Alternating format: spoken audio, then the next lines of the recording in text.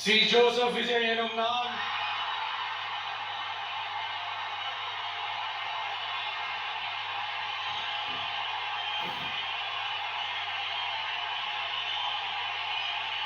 சட்டப்படி அமைக்கப்பெற்ற இந்திய அரசியல் அமைப்பின்பால் உண்மையான நம்பிக்கையும் மாறா பற்றும் கொண்டிருப்பேன் என்றும் இந்திய நாட்டின் ஒப்பில்லாத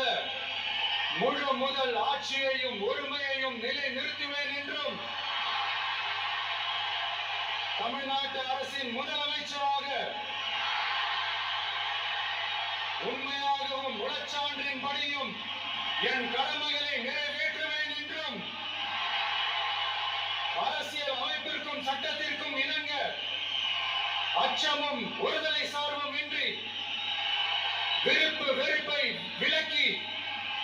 பலதரப்பட்ட மக்கள் அனைவருக்கும் நேர்மையானதை செய்வேன் என்றும் ஆண்டவன் மீது ஆணையிட்டு உறுதிமொழிகிறேன். தமிழகத்தின் நண்பராய் தமிழகத்தின் முதல்வர்